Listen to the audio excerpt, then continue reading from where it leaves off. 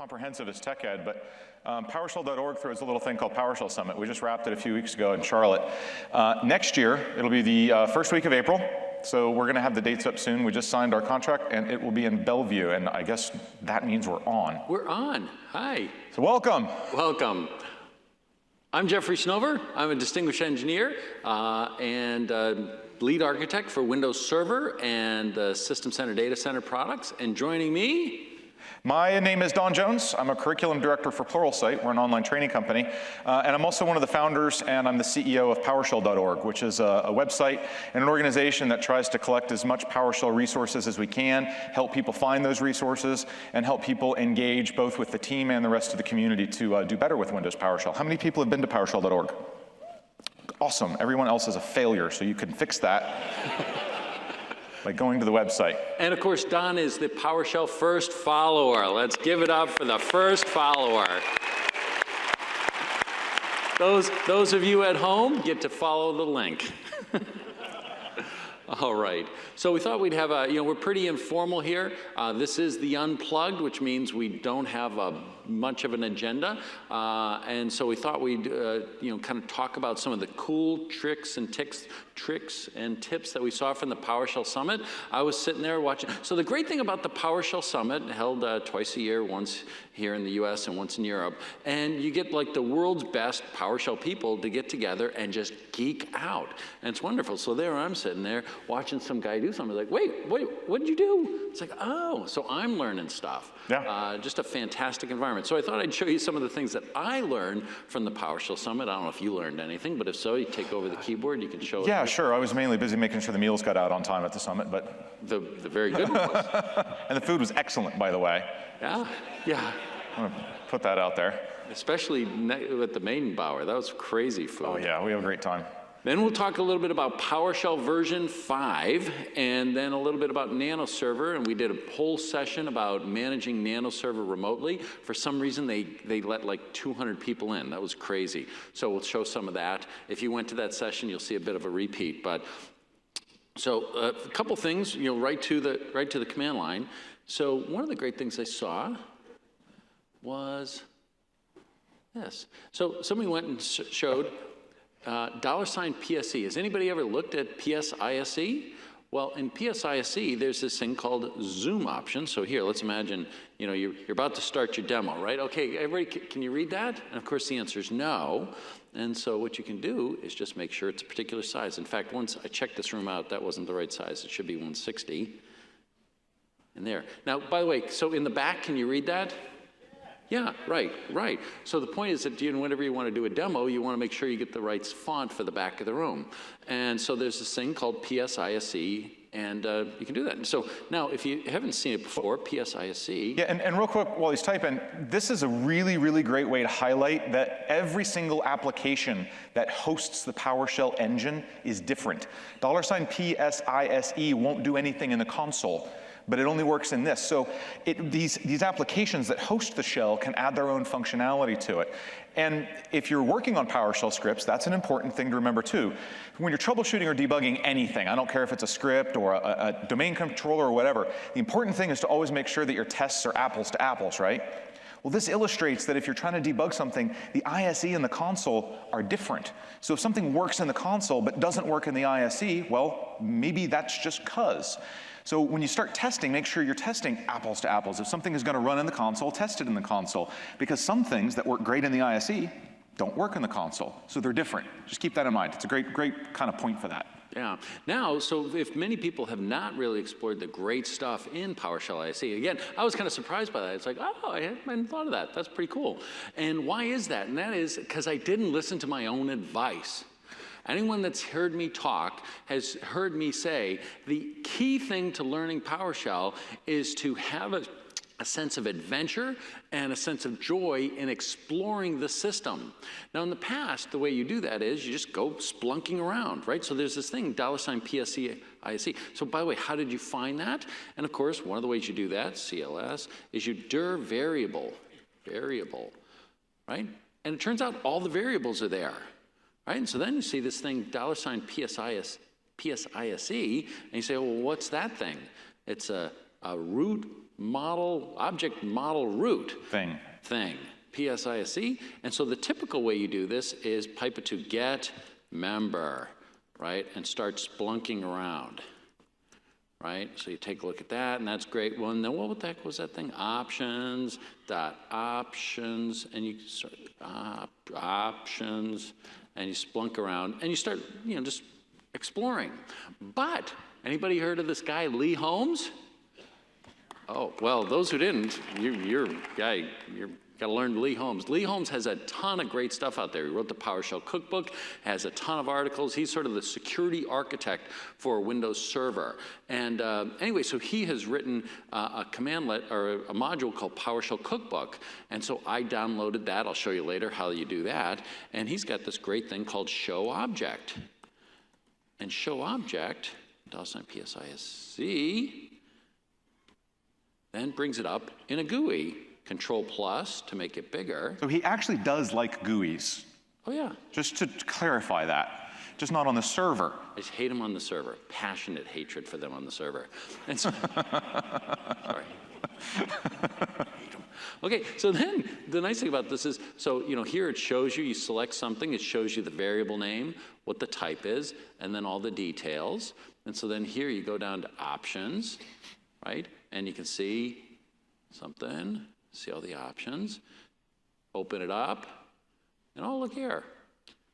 Show toolbar, outline. Oh, wait, show toolbar. That's interesting. Let's take a look at this. $. And so what I did is I highlighted it, Control C. Let's bring up a new window. So I did Control Tab. So notice what happened there was I was in one session, and Lee has not done what I've asked him to do, and to say, make show object work in the background. So at this point, show object has this run space it's blocked. I can shut down show ISE and do something, but instead what I do is I create a new run space with Control T. So this is a completely different session. It's like having two console windows side by side. That's what the square tab is. It's a whole different PowerShell running side by side. So in show ISE, I did a Control C. Here I do Control V, and I see that it's true. Well, what happens if I say equals 0 or false? And it goes away. Awesome. Set it to. Well, now you'll never get it back. 5,555, and it comes back. Now notice that's a key number you have to do. That's the number that equates to true. In PowerShell, we have this notion of true and false, and lots of things map to true or false. In integers, 0 is false, and everything else is true. So, could have done. I think you should have run with the 55555. Yeah. We could have made a thing out of that. Or it's GUI, so maybe. Anyway, so there's a lot of great stuff in here, and you just look here. You can change. Oh, look at that. You can change the font size. I hadn't thought of that one. Done that one? Have you done that one? This is going to make a great logon script. Equals. Equals what? 20. No. Okay. So right.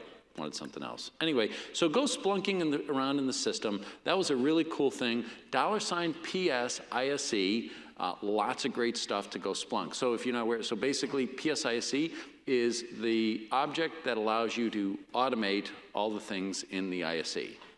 Yeah. So lots of people who write add-ons use that. Yeah, well, and that's a big. Anybody ever seen ISE steroids? Yeah, just a few folks. If you haven't, look it up. One of my fellow MVPs, Tobias Weltner in Germany, has put this thing together, and he basically uses all the stuff that PSISE exposes to add a ton of Visual Studio-esque and other functionality to the ISE. It's like a huge add-in toolbox. A lot of folks don't realize how extensible the ISE really is, and he didn't get it because it's well documented. He just basically browsed around and played with it. And sometimes just having the courage to get in there and play with that and accept the fact that you might crash your VM and have to start over as your worst case scenario, you can find a lot of really cool stuff in there. Yeah, that's exactly right. And also, Tobias not just explored the ISE, but explored the language itself. In a previous version of PowerShell, we exposed a parser, and then the release after that, we exposed what's called an AST, or I never can pronounce this correctly. Try it. abstract syntax tree. Oh, I did it. There you go. A little bit awkward, but I got it out there. Okay, so this AST. And basically, the AST is a programmatic description of the language. And having a programmatic description of the language means that you can write a program to program the program, which is called metaprogramming. And Tobias sounds like your head would explode. And the answer is, yeah, your head does explode, but it's incredibly powerful. And so Tobias has used this to great effect. Your head doesn't have to explode. You can get it because Tobias can handle this complexity. And you just get the benefits. And so there are all sorts of wonderful refactoring tools. No, continue. Okay. Don said, oh, I didn't bring my computer. We're going to have to do everything on yours. And I thought, oh, I don't know that that's a good idea. No. Okay, so you warned me if something bad is happening. So Tobias has done all these wonderful things like refactoring tools. And he can go and say, you know, he can take all the commands that have aliases, and he'll expand all the aliases.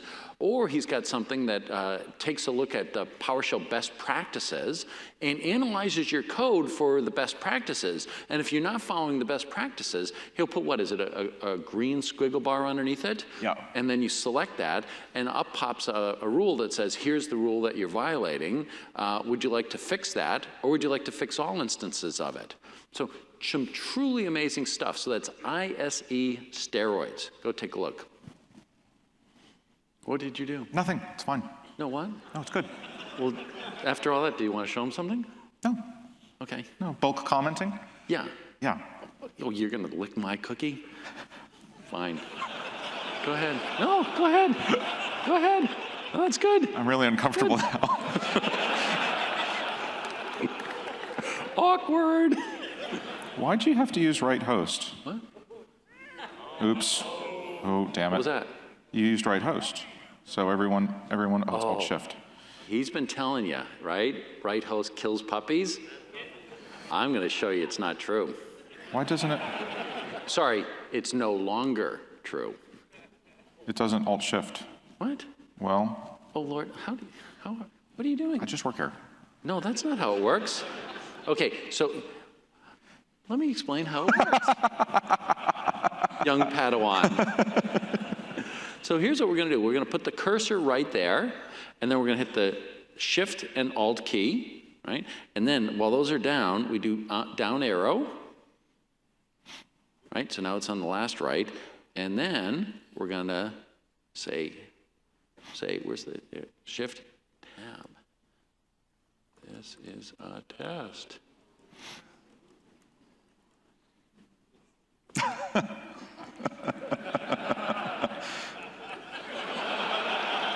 Okay? Don can type, but you know. Indeed, I typed it wrong. So let's go fix that. Again, Shift Alt, down, down, down, right. There you go. Okay? So this is Shift Alt. It's basically block selection. Okay? So what you can then do again, Shift Alt. Let's see. Oh, where'd it go? Shift Alt. Whack, backspace, and this is cool for stuff like, let's just say net stat. I don't know. Is this a good one? Is that going to take forever? No. You're wrong. It will. Well, not forever. Longer than 61 minutes. Read config. Okay, so let's say you do something like that, and you say clip, and then you say paste, and then you can do things like Shift Alt. Control C, Control N, Control V, bonk. So basically it's sort of block selection, block copy, and block insert. So really cool. And bonus tip, how many of you knew you could pipe to clip? Yeah, so now a lot of folks know that too. Oh yeah, you can pipe to clip.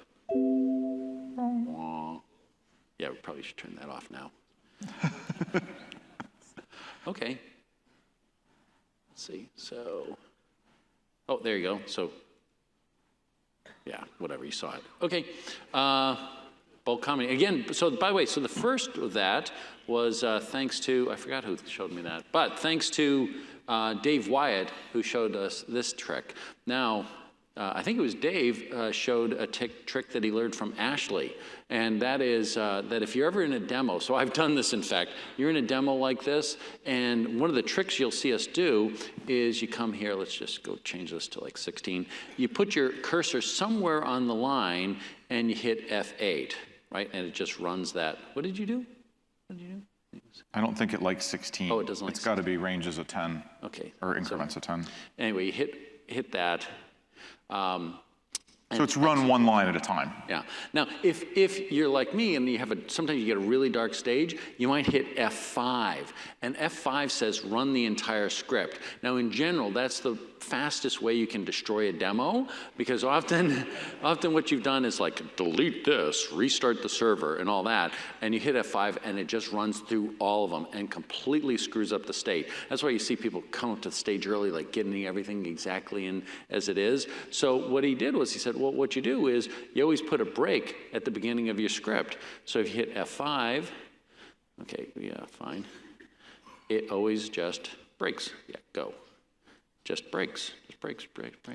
And so it just gets to this and breaks and doesn't screw up the rest of your demo. So another kind of small but very cool trick.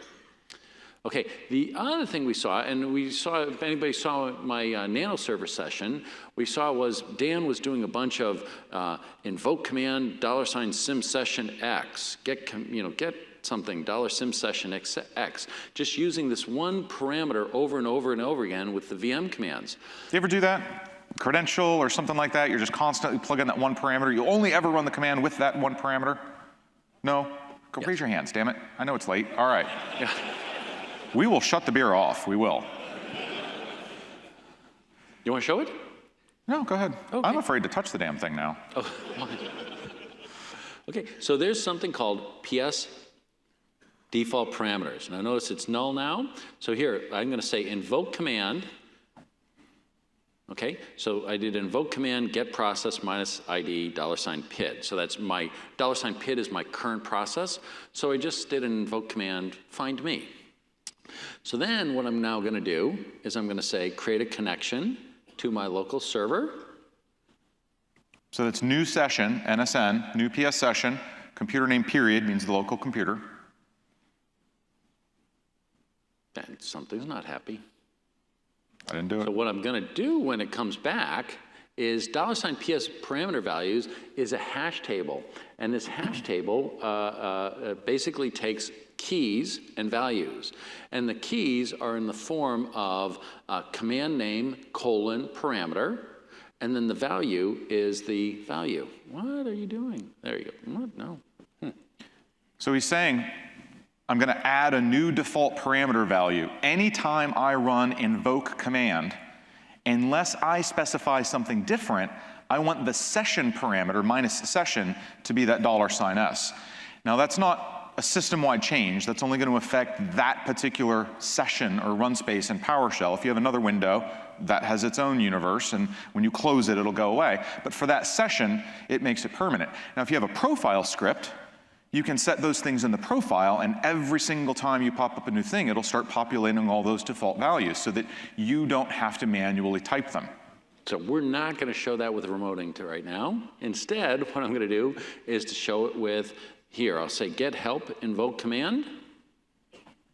And you see it shows there. Oh, that's great, except, boy, it scrolled past me, right? So, like, where did it go? Oh, and then I got to scroll up, blah, blah, blah. Well, one of the things you can do is you can say, PS $parameter values, get help, show command, show window equals 1.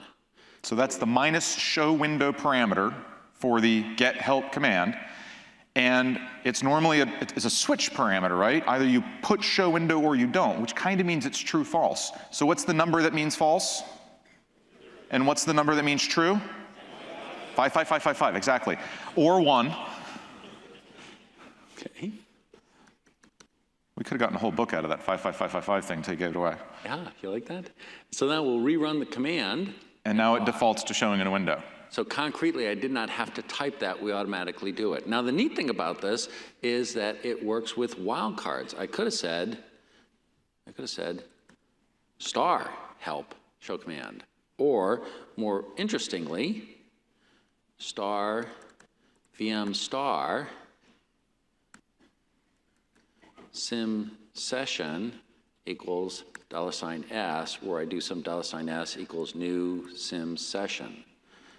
And because of the colors, I just want to make sure everybody can see something here.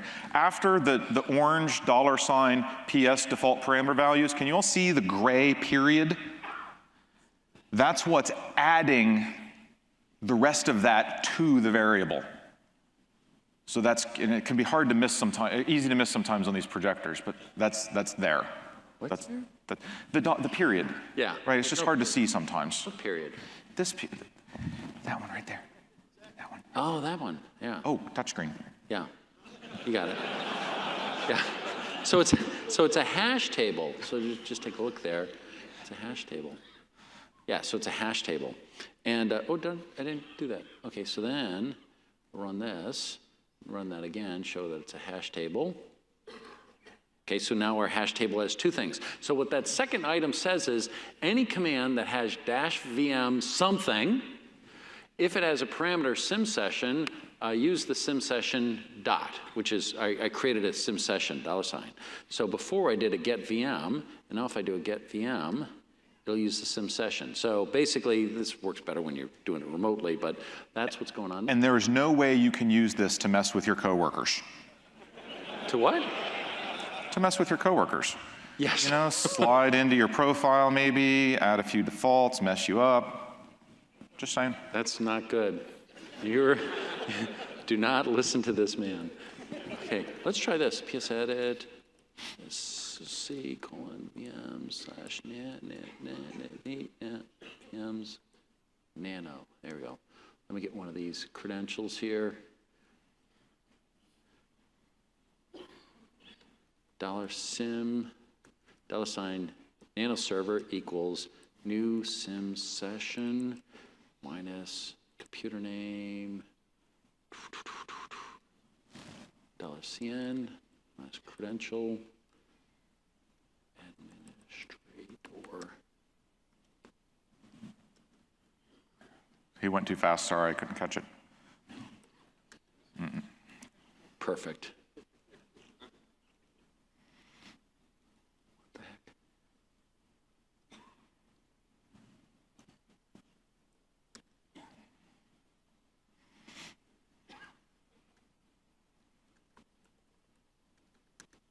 There we go. So now I can say, what was it? Before I said,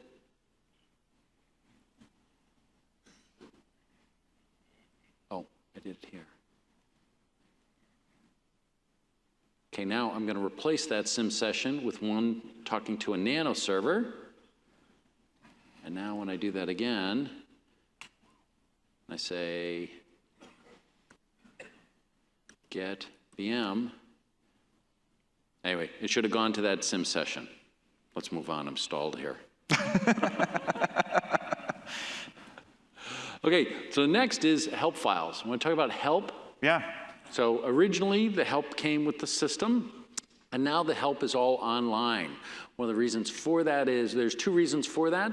One was we would ship the help, and then you would use the help and you'd say, hey, you missed something or you mistyped something, and we'd say, oh, thank you very much. Hang in there. 3 years from now, we'll update the help and we'll get that. And we thought sort of maybe that wasn't perhaps the most agile method. And the second thing was that these help files can get large, and often you don't want them on every system. You want them on the systems you need the help, not on every system. So what we did was we made the help downloadable. And so now you can download the help. So here, I'm going to show you that I've got a directory called save help. I'm going to create one. There's nothing in that right now. dir c temp saved help. Nothing there. Now, if you're not familiar with show command allows us to, show command, where's my show command? Show, come here, where'd you go? It hid. Is it hiding? Oh, you're killing me. Windows, man. Yeah. Let's try this one. Show. What? What are you doing? Get help. What? What? Save help. Save help. Save help. Save help. There it is. Okay, so something about Z order. Anyway, so what I'm going to do is I'm going to give my destination path. What was it? C:temp / saved. Saved help. Help. Yep. And I'm going to say module star. Actually, I'm not going to say module star takes everything. I'm going to say Windows error. What the heck are you doing? Windows error reporting. And we're just going to run this. So that's running here. Probably should have done the minus verbose. Okay, so now what I did was I went up to the website, got the latest help for that, and saved it. Here, go away. Here. So that's the help for that. Okay, so now you can then take that, you can put that on a USB key, go into your submarine. You all have submarines, right? Are your submarines connected to the internet? Because mine isn't. Anyway, so I go into my submarine, and I'm able to update my help by saying I'm going to update the help, but instead of going to the internet, now I give it a path. And we'll say, here, it says, oh, it's already installed, so we say minus force, and voila. We now updated the help without access to the internet. And there's a lot of organizations that really mandate that downloaded files go through some process, right? Some scans, maybe check for viruses. So this is a way of creating kind of a cutout between your systems where you want the help and the intertubes. So you can create kind of a little staging area, do whatever scanning you need. It's also a way, if you've got to have a lot of machines, doing this regularly. I've got a couple of customers I work with that have it in their profiles that they just try and update the help every week or month or something like that. Instead of them all going to the internet, you can pre-stage the stuff locally, and you can carry it around with you, and they can all go to that one place. It's really useful. So before we get into PowerShell version 5, are there any other tips and techniques that you saw at the summit you want to share? Cool things? Oh, they're all big stuff. Yeah, anybody play with Pester? Oh. We at least have to mention this. So Pester is a PowerShell-based test framework. So let's say you've got a script and it's important because you're running your business with it, or part of your business, or it does something important like delete everything in Active Directory before you get fired, so it's important. Pester is a way for you to kind of define what you expect that thing to do and then test it in a test environment and get a report back on whether or not it did it or not. So it's part of a continuous integration thing so that you can have this sort of automated test component. And several folks have been working on Pester. It's an open source thing. Dave Wyatt, one of the MVP that Jeffrey mentioned earlier, is one of the lead folks on that. And here's the neat thing about Pester and Windows Management Framework 5 and Server vNext. Pester comes with it. Open source software comes with Windows next time. Yeah. Is that crazy? Is that crazy? Who are you and what have you done with my software vendor? Yeah, that's crazy stuff. That's the first time we know of that we're actually taking open source software, because we looked at it and we said, hey, that's great stuff. Why would we go replicate that? So we reached out and they was friendly to it. So we took that software and now it's going to ship open source software in Windows Server, first time ever. Amazing stuff. But wait, it gets stranger and more wonderful. So Pester, while it's great, solves a particular set of problems. And we looked at that and said, yeah, that's great, but we need more. We need to extend this. And so we're going to participate. We've already been doing pull requests, so they've been taking some of our changes. We intend to go quite a bit farther because of the needs of our customers. Now, as I looked at this, I said, those guys over there, they have a set of customers that are going to need to do the same thing, that they are going to use Pester, and that's going to be great for their customers, but their customers are going to have the same needs that my customers have. So I thought, well, why don't we work together and jointly take this Pester and extend it so that it meets the needs of our common customers. And so I reached out to VMware.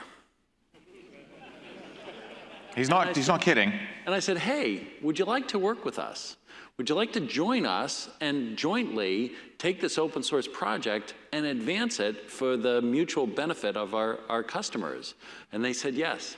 And so today, Microsoft and VMware are working together on an open source project for the benefit of our mutual customers. So cats and dogs living in harmony. It's a beautiful world.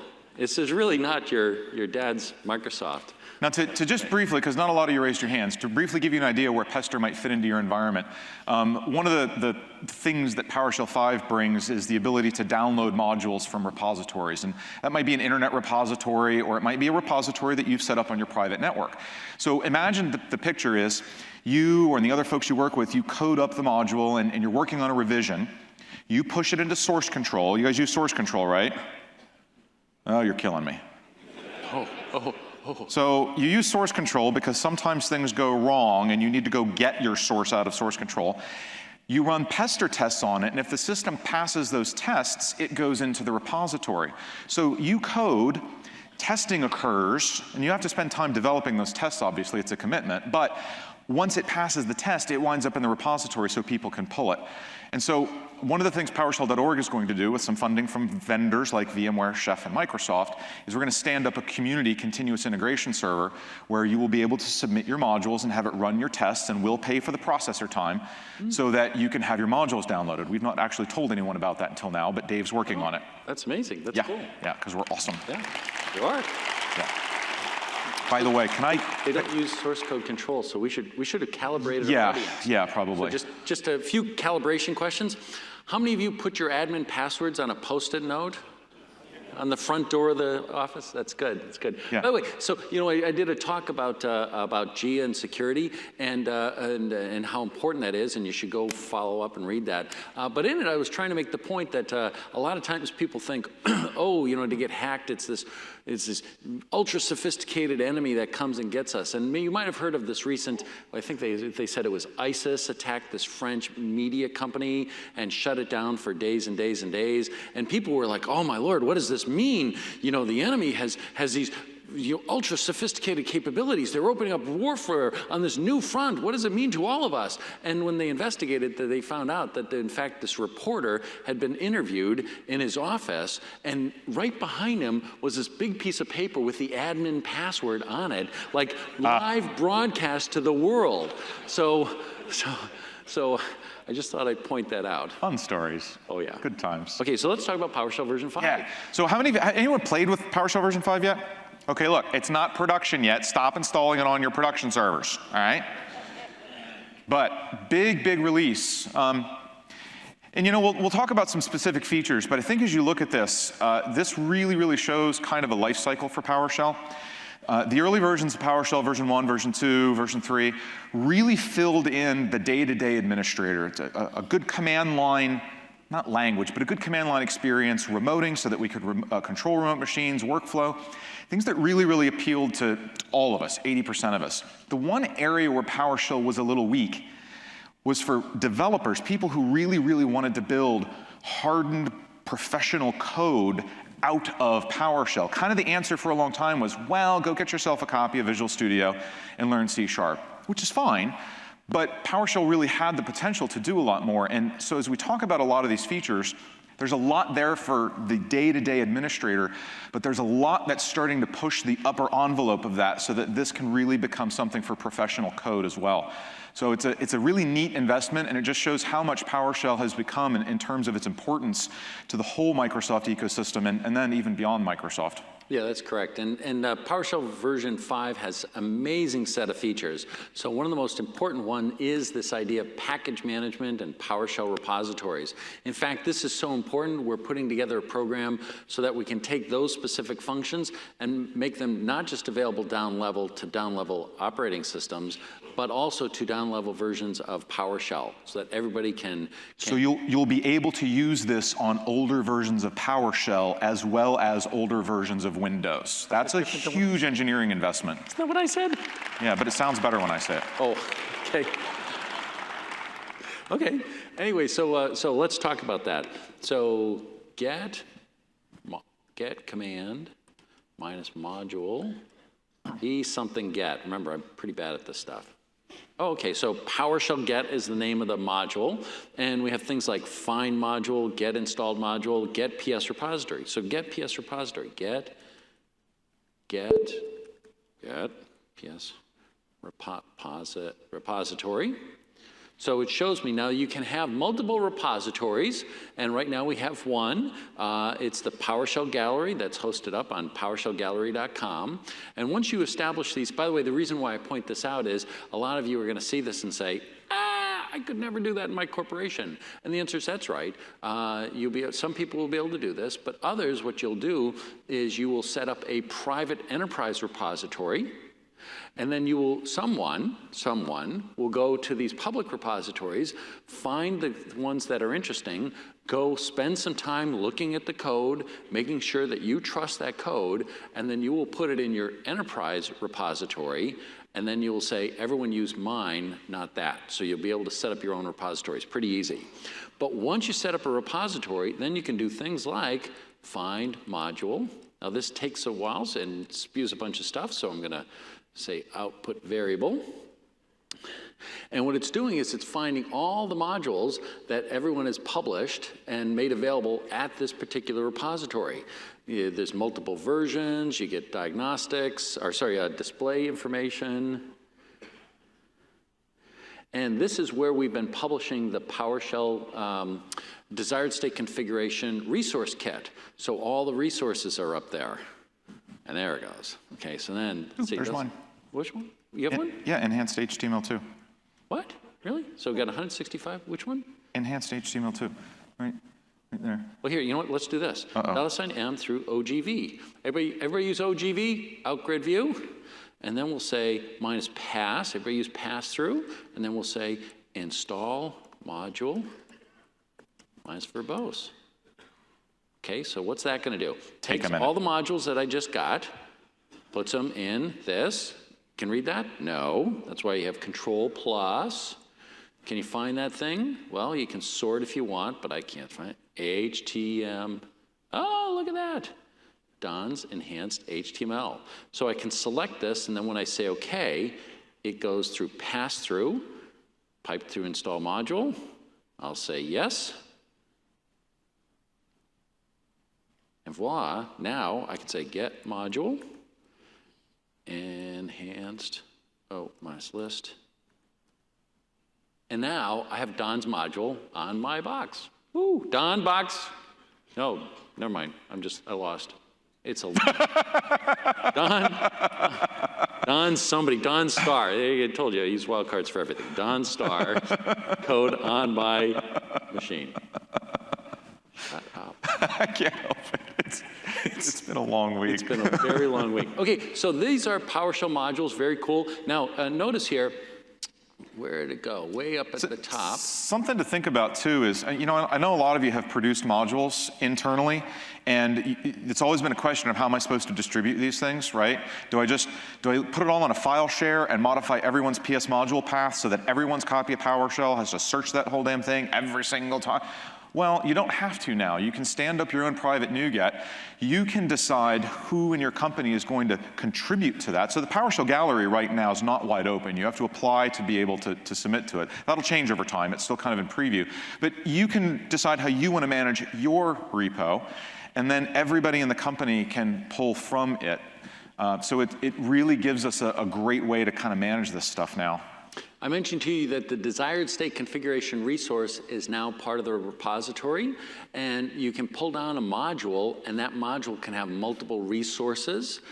We also have a special accelerator, so you can say find DSC resource, and here what it is the module X administration has these resources in it. Right? So now you see a resource view of things. And so where this might come in better is when you say, I think there's a DSC resource for hotfixes. So you say find DSC resource, something about hotfix. Asterisk. Never mind. Asterisk? Yeah, it probably has an X. No. We should work on that. Yeah. We'll do a little hackathon. We'll make one. Okay, now this is all layered on a technology that we used to be calling OneGet. We now call the PowerShell Package Manager. How many of you have heard of OneGet floating around yeah, same thing under the hood, different name now. Yeah, like if they hadn't called it, asked the lawyers if they could use that name, it'd be called OneGet. But they did. So let's see, get command minus module PowerShell something, pack something, something. Pack something. There it is. Package management. There we go. Good Lord. Oh, I see. Pack management. There you go. I'm not joking that I'm terrible at this stuff. So, okay, so now we'll say find package. And what this is going to do is it now will find not just the PowerShell stuff, but it finds all sorts of stuff. Find package minus OVP. So it's now going out to a chocolatey repository, you see. So how many of you have ever used any flavor of Linux or Unix? Right, so they all have package managers, right? Red Hat uses RPM, and a lot of them will use whatever the hell they use. I use Red Hat a lot. So that's Yum, for example, right? Nod your heads like if that makes sense. Well, that's what we finally have. Yeah. Yeah, Woo's okay. Woo's good. There's a lot of stuff up there. There is a lot of stuff. I didn't realize. Yeah, Dart editor. What the heck was that? This is a public repository, by the way. Merge. Yeah, that's worth noting. It is a public repository. Wow. I'm saving these all. Strawberry Pearl. Lame front end. Did you write that one? No. Look at this. You know, the NSFW percentage here goes up the longer this goes on. Wow, that's amazing. Okay, Yeah, script analyzer. That's good. Yeah, so I stored that, and I'm going to do the same sort of trick. But now these weren't PowerShell modules; these were packages, and so these packages can be anything, right? Now, I think that there was some stuff around. I mentioned to you that there's in PowerShell we now have an AST. Okay, and so there's some cool utilities around manipulating the AST. That's the abstract syntax tree. It takes a PowerShell script and turns it into a program that you can do something. So I'll say $, was it P? Yeah, $P, $P pipe to OGV minus pass-through pipe to install package now. Okay, and again, one of the great benefits of OGV is the filtering, and there's something about AST. And let's just sort these. And I heard, yeah, so there's this AST lie thing. Let's get that one. This AST utility. Oh, no, that wasn't the one.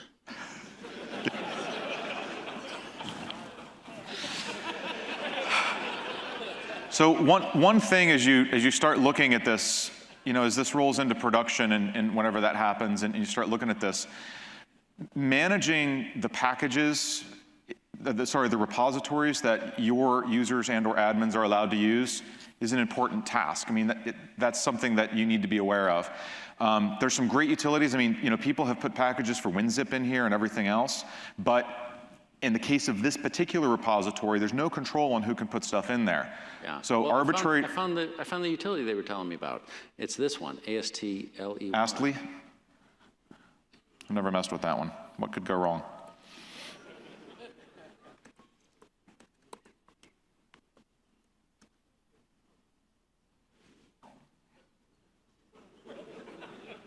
It's your computer, man.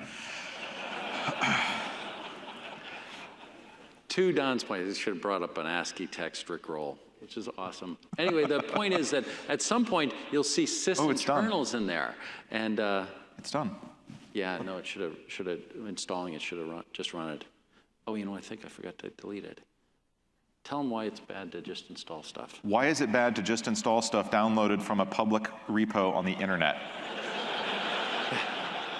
Yeah, explain that to them. So, when mommies and daddies love each other very much.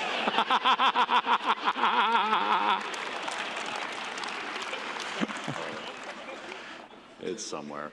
Now, the one kind of point that I want to make here, though, is once this goes out and it goes live, and it becomes known that PowerShell can download code from the internet, from public repositories, and install it, someone on some news service somewhere is going to get their knickers twisted, and they're going to have a huge report about how this is the new vector for malware into the enterprise. So, of course, is every single web browser and email client on Earth, but that won't go mentioned in the news report. I just want to make sure you know this isn't doing anything fancy. You can go up to the same repo using your web browser, and they've got a great web GUI, and you can click the little link and download the stuff. This isn't changing anything. It's just giving you a way to automate it. Because if you've got an internal repo where you're keeping your management agents and the other utilities that you use on your servers routinely, you can now easily script the process of those being downloaded and installed from your repo as part of a server provisioning or maintenance or whatever. All this gives us is the ability to automate something that was really always accessible, just hard to get to. Yeah. Now, has anybody ever heard of Mike Rusinovich? Yeah, he wrote this tool. Who? Mark Rusinovich? Mike? No, I think Mike. Well, whatever. He wrote this tool called Sys. Yes, he wrote this tool called sysinternals. And so I looked on the Chocolatey repository, and I saw it there. And so I said, Mick, when did you put your sysinternals tools up on Chocolatey? And he said, oh, well, I didn't. And so here's the thing. If you go and try to get Mick's sysinternals tools from Chocolatey, maybe you're going to get his tools, and maybe you're going to get his tools plus a little something. Who knows? Who put that there? You have no idea whatsoever. So indeed, you want to be cautious when you use this stuff. But it's incredibly powerful, and it is the reason why you'll want to set up your own repository and put your trusted components in this. Now, like I say, it's the thing about chainsaws, right? Chainsaws can be good for you, good or evil. Chainsaw applied to Tree, good. Chainsaw applied to Don. Anyway, probably bad. So bad chainsaw. Okay, now, so the package manager, same thing, applied to some general who knows what repository, maybe not the best thing. But you set up your own repository of trusted sources, that's a very good thing. Gives incredible flexibility. And this week, we announced a DSC resource for package management. So as you set up a desired state configuration, and you say, I want these machines to all look this way, part of that can be pull these packages out of these repositories and install them on the machine. This also emphasizes the importance of code signing. And if your company doesn't have a code signing cert internally, and for some reason you're one of the 5 people left who doesn't have your own PKI, get yourself a code signing cert. Because these packages, as they get built and put in, the majority of them that come from trustworthy vendors are already signed. And so you can make sure that the code is the way they intended it to be. And if they're not, then that's something you can take care of, so that if even your repository gets compromised for some reason, you'll be able to notice because the signature will be broken, or you'll be able to track down the person who did it. Okay, so now in PowerShell version 5, as Don mentioned, we want to be more friendly towards developers. And so we've introduced classes. Now, classes are wonderful. They're optional. You don't have to learn them. But a number of us really love the capabilities of classes. Now, there are some language changes when you do things in a class. So let's explore. First, I'll kind of highlight some of the issues that brought us to wanting to develop classes, and then show you how they work. So here, we're going to create a hash table. And it has 3 properties, P1, P2, P3, right? So you say $hash. Okay, that's great. Now also, I say $x equals hash. Now I can say $x1 equals, I am a string. Updated, that's great. But now I can say $xp3. Now wait a second, that wasn't one of my properties. I had P1, P2, P3, and now here I'm saying $P3 spelled out. And when I take a look, there it is, a new property. Okay, so hash tables are awesome, but there's no schema validation. You know, if you mistype a property name, guess what? You got a new property because you asked for it, you got it. That's your deal with hash tables, okay? So that's great, but sometimes you want to say, hey, empirical evidence suggests I make mistakes all the time. And so you probably, like me, I want a little bit more comfort. Okay, so now here, we're going to go and say, okay, well, what happens if I've got a property? I create a PS object out of that hash table. So I'll say $X. I know I did it differently. It wasn't a hash table.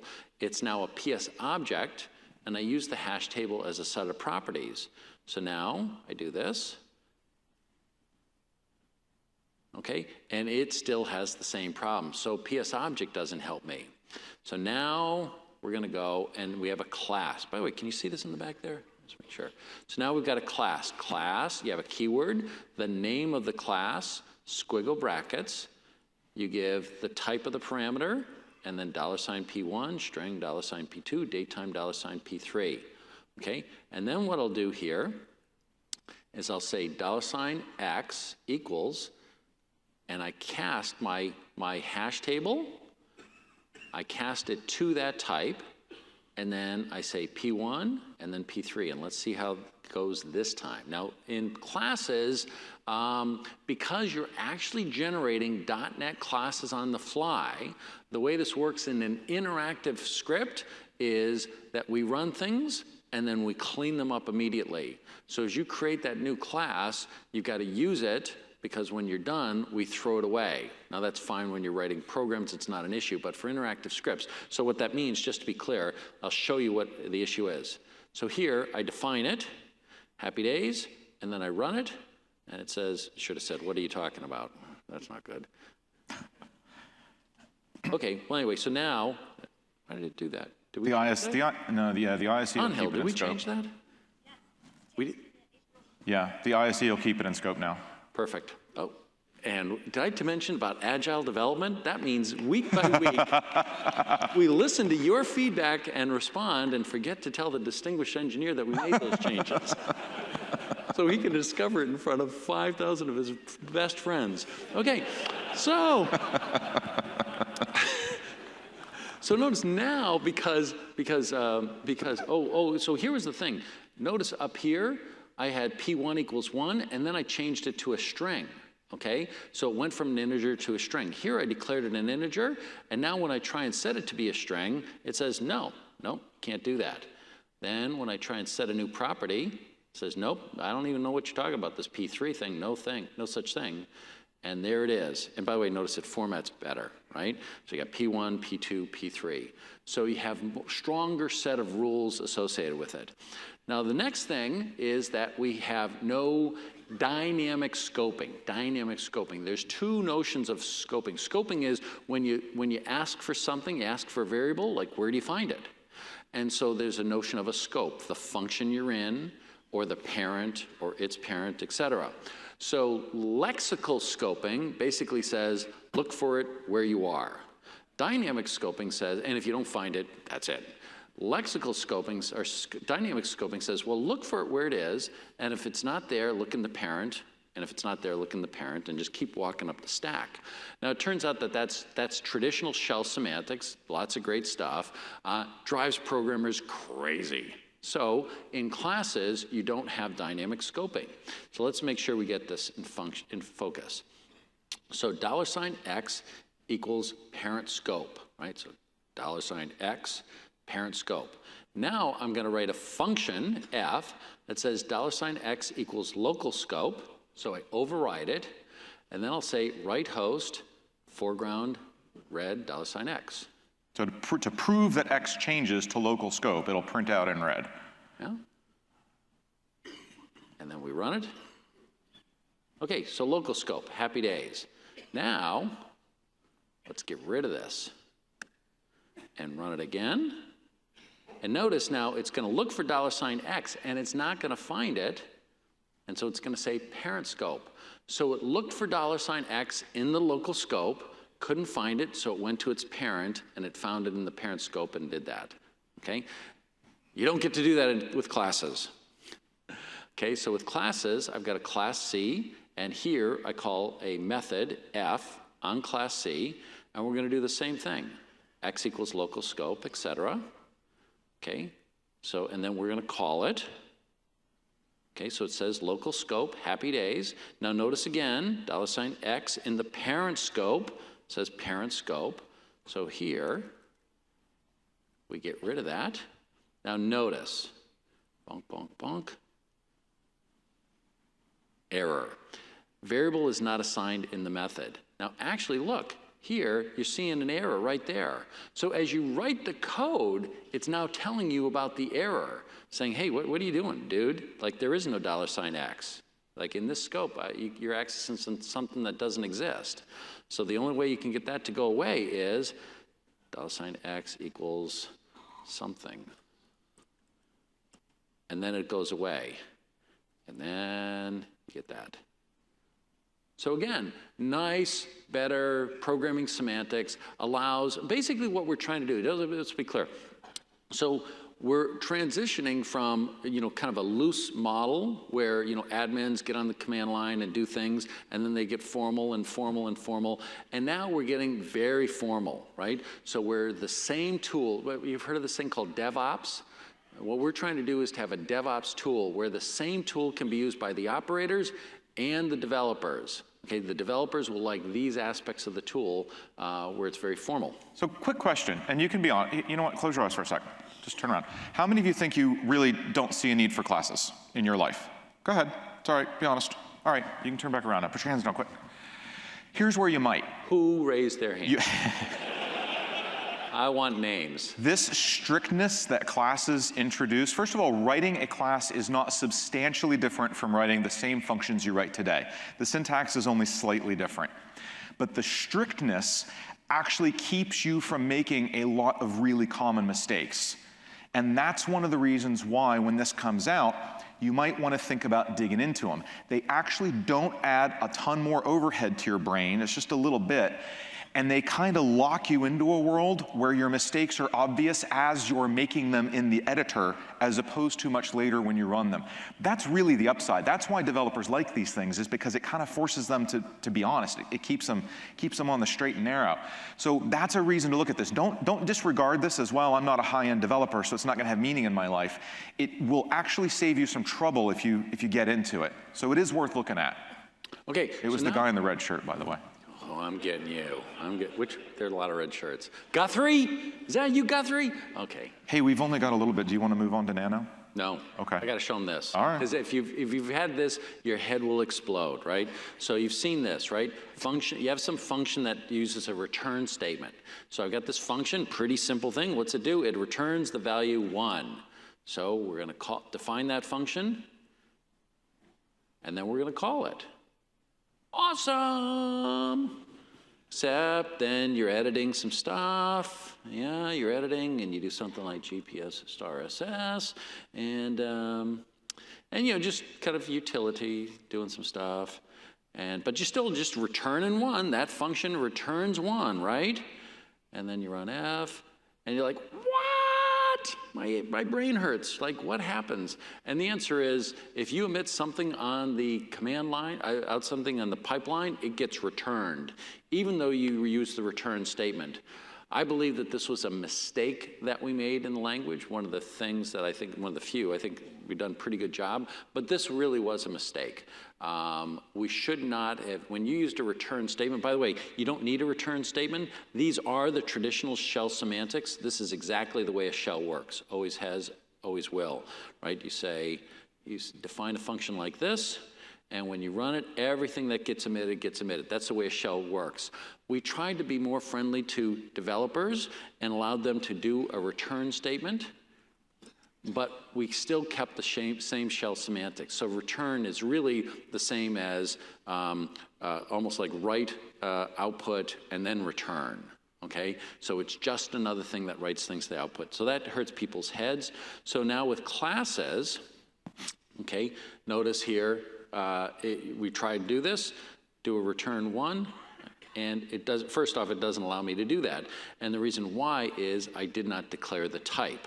So if I declare the type, integer, now I can, define that.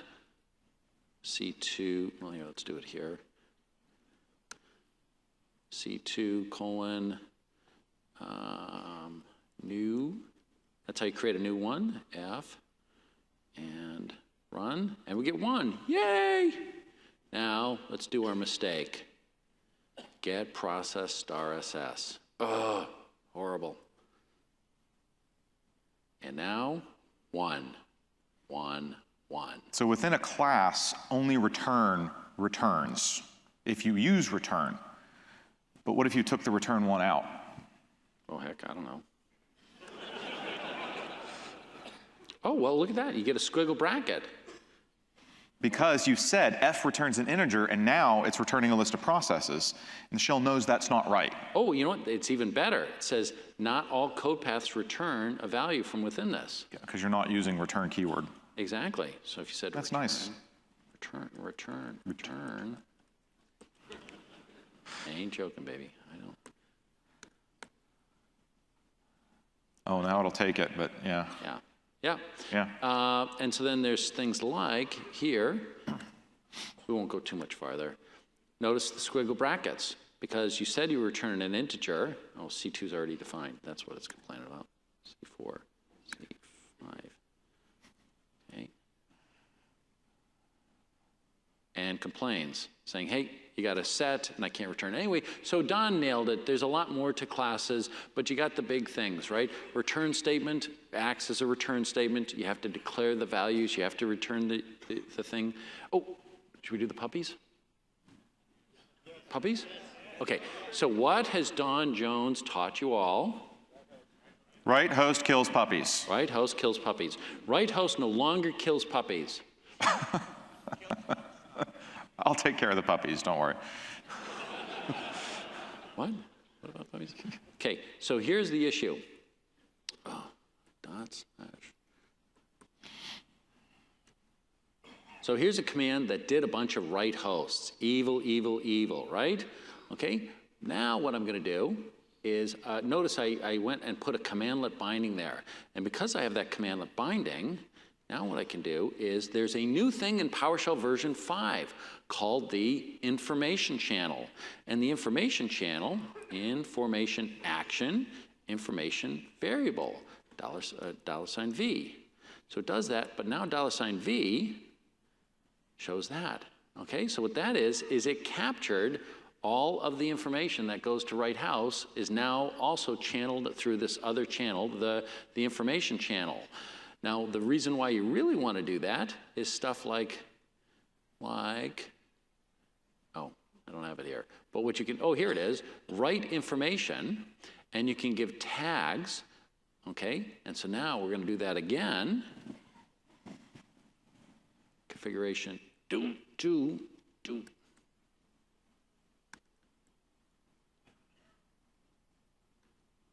Okay, $V. Now $V pipe to get member, you notice you have tags. So $V of 0, format list star, minus force.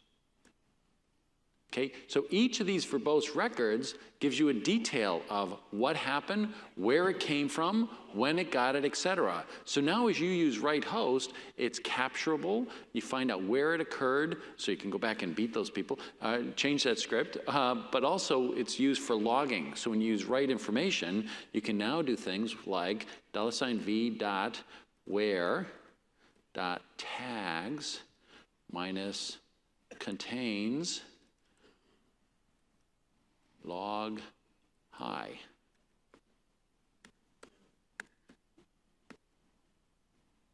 Voila.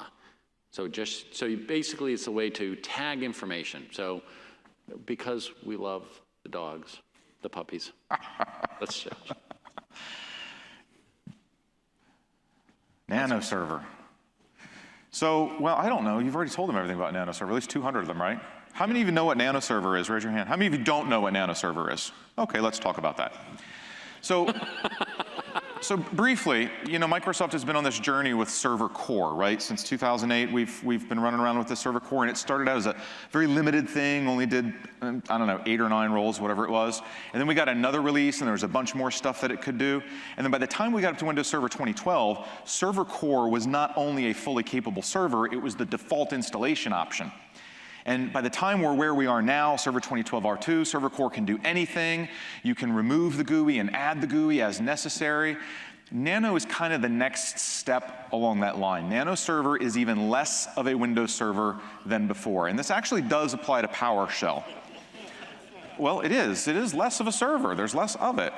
The point of it was rip out as many moving parts as possible, so as little code as possible to make it a server, because... Wait, just be clear, that's less as in like when Oprah got skinny less. It's still Oprah. She lost the weight and found the weight. But it was still Oprah. So there's no GUI, and GUI is not an option. In fact, there's no local console. There's no logging on. So just lock your data center, epoxy up the doors. You don't need to go in there because there's no need to even hook a keyboard up to it. You get in remotely. There's minimal amount of code on it, so that means fewer patches, means fewer reboots. Less code running means faster startups. Smaller footprint means smaller VM images, means faster live migrations because there's less code have to migrate back and forth, mean faster deployment of new VMs because there's less code in the base image that has to be deployed. So what's the size on the thing? The VHD size for full servers like 8 gigabytes. For nano server, 410 megabytes, 20 times smaller. 410 megabytes. And and you know what? The thing is... Think like a little tiny action figure Oprah. That still has all of her money. I actually have that 410 number in my head, and every time I go to tell it to someone, I think, that can't possibly be right. It's crazy. So anyway, one of the first things you have to think about when, okay, I can't log on locally, it's really tiny, it has no services by default. I mean, obviously you can install stuff. How do I deploy it? Better yet, once it's deployed, how the hell do I configure its IP address and other stuff? How do I get in? Well, how many of you use PowerShell remoting? It's simply turned on by default, so you can remote into the thing, and you configure it via command line, as we were meant to do all along, really. So we have arrived. We have finally gotten back to NetWare.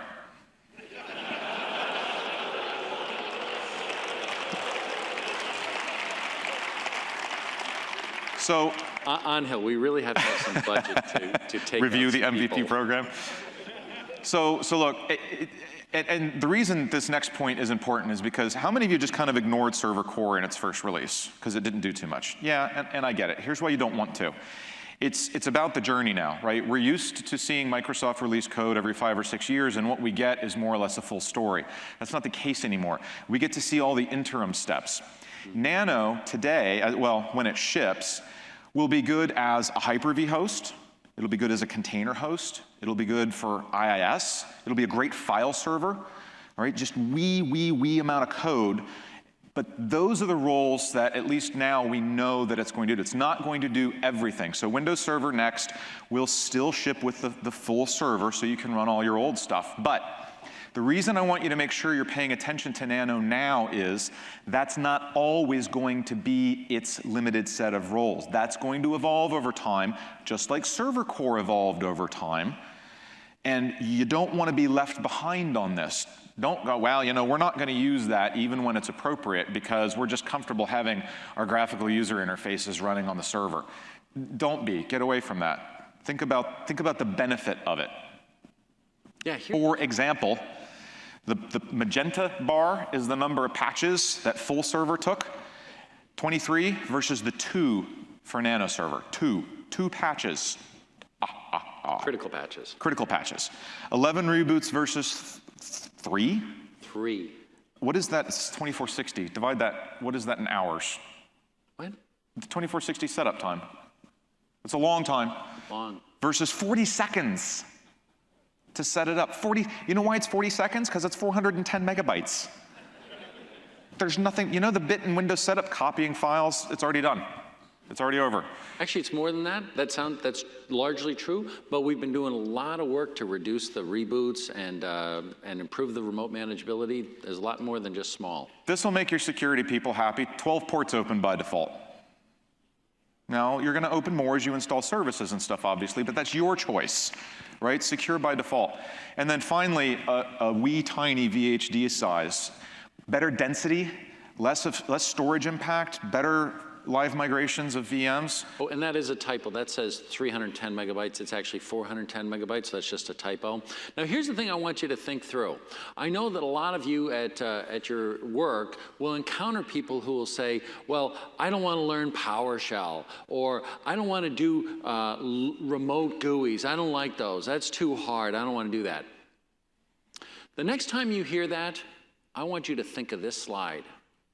And you look at that person in the face and ask yourself, is that person really worth 20 times increased size? Is that person really worth 4 times the number of reboots and 10 times the number of security patches? Because the answer might be yes. Probably not. Probably not. So Or all the things. By the way, or you might say, as Don points out, these are what we call IT professionals. Professionals. Do you know what the word professional means? That means you pay them money. You pay them money because they're supposed to be professionals that know how to do a job professionally. So in the IT profession, we learn new things, right? If you didn't want to learn new things, you would get into lumber. My best friend, no, my best friend is in lumber. It's a wonderful industry. He's a wonderful guy, but he learned his industry, and there has not been a new tree in quite a long time. So he goes home and he plays with his kids. He spends the weekends with his family. It's a wonderful profession. That is not our profession. We are in the IT pro profession. They pay us to keep up to date and act professionally to manage systems. And so I'm serious. Is this person who is unwilling to learn how to be a profession, to use the best practices, really worth these things? And I'm really serious. I encourage you to ask that question. So he's not saying you're giving up the graphical user interface. He's saying stop installing it on the server and remote desktoping in. That's cheating. You can still have your GUI management tools. You just run them on your client machine with its accelerated graphics card and everything else. And NanoServer, you know there's a certain number of GUI things on a server that only exist on the server, right? Task manager, yeah? Device manager. Not stuff you get into every single day, but when you need to, that's kind of the only way to get some of that data. So NanoServer will expose a web-based UI that it can serve from its own IIS-ness that you can consume in your remote browser. So the GUI is still remote, but you'll be able to get into all those things. And if you hop up on PowerShellSummit.org, I haven't uploaded that video, by the way. I was really worried about getting me in trouble. At PowerShell Summit, Jeffrey did a great talk about NanoServer, and we recorded it. So when I get home next week, I'm going to post that. And it's got a video demo of that web UI, and it's not only slick, it includes an HTML PowerShell console on the remote server. So yes. No, actually, that's not. What you see is, it's part of the Azure portal. Yeah, the Azure portal does not run on NanoServer, so it's the new web GUI in the Azure portal, so not on NanoServer yet. We've got like 2 minutes, so you got like one more thing to say. Love. So look, here's the deal. There's a lot of stuff coming in PowerShell 5. There's obviously a lot of exciting things happening about Windows Server itself. And as you saw some tips and tricks at the beginning, there's even a lot of amazing stuff happening in PowerShell today. There's probably a lot more going on in PowerShell than you realize. So this is going to be a huge part of your career if you're going to remain in this space. And if you're going to move into Lumber, then just don't worry about it. But if you're going to stay in this space, this is a huge thing. So make sure you're engaging. You know, if you're not a Twitter person, maybe it's time to find a couple people in the Twitterverse that you like for that. He's at Snover, I'm at Concentrated Don. If you're another social network, if you're a blog reader, whatever it is, make sure you're reading up on this stuff. There's people writing about it and people talking about it. You're going to have to find them. You want to keep up. It's all changing way too fast for you to not be on top of it pretty much on a daily basis. So, I mean, take this as an opportunity to go home and say, you know what, I'm really going to make this a huge part of my career, and I'm going to have my little list of things I check in the mornings. Really stay engaged. Yeah, and share stuff, right? So as you share stuff, it's great because then all of a sudden, you know, people use your stuff and they owe you a debt of gratitude. And when you go to the PowerShell Summit, people are like, oh yeah, I used your code. Let me buy you a beer. You know, it's wonderful. It's a great way to get free beer. I mean, that's the end. That's what it's all about. And if you don't have a blog and you want to blog about PowerShell on PowerShell.org, email webmaster@powershell.org. Anybody can do that. Just say, hey, I want to blog. And if you're thinking to yourself, I've got nothing to blog about, you're wrong. You had to learn something, and the process you went through to learn it will help someone else. There are people who know less than you because there's this thing called a birth rate. So there's always new people, and they need your perspective, because if we take someone who's been in it for 10 years, they forgot what it was like to be at the beginning. So capture whatever you're doing right now for posterity. Blog it on your own blog, blog it on PowerShell.org, do it wherever you need to. What's that? They're giving us the hook in 10. Thank you very much. This has been great. Thank you. Appreciate it.